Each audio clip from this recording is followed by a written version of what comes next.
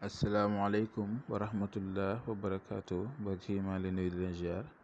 tey dama leen indil benn mbir mu baax lool bu jëm si wàllu ubbeekaay ñi nga xam ne ñu ngi jooy am bi xaw a métti seen côté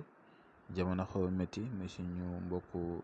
xale yi góor yi jigéen ñi suñu papa yi suñu yaay ñëpp mën ngeen ko utiliser lii nag kasbar lañ ko wax kasbar dafay niroo genre dugub wala basi gis ngeen ko. waaye nag nekkul dugub nekkul basi bu leen si kenn nax kasbar la tudd lu jafe la nag yombul nag du fu nekk nga ko mën a amee waaye ñi ko soxla daal jox naa leen ko fi nga ko mën a amee si marché bi ngeen ut ko waaye moom comme genre suuru la moom dañ koy utiliser comme suuru genre andi yooyu mooy andi yàgg yi wala andi yi nga xam ne léegi moo xew yu bees yi mën ngeen ko utiliser si andi yi mën ngeen ko utiliser itam si andi yu màgget yi yéenay xool rek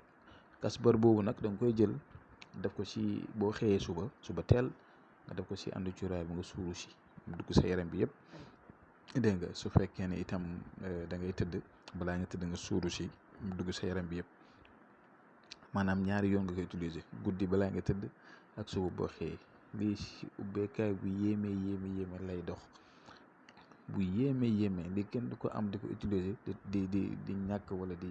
ñàkk loo dépassé wala di ñàkk loo fajee say soxla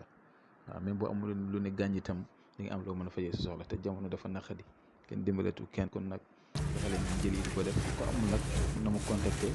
dama ciy faral di yor lu bari lépp lu may ut rek yor lu bari nag te xam naa ne nit ñi dinañ ko soxla di ko ut ma xaw a jafe si ñoom kon képp ko soxla rek incha allah seet nañu si dimbalante ak yéen ba ngeen jot ko kon ñi ngi yem fii di leen jox di daje bu suba jaam incha allah asalaamaaleykum wa rahmatullah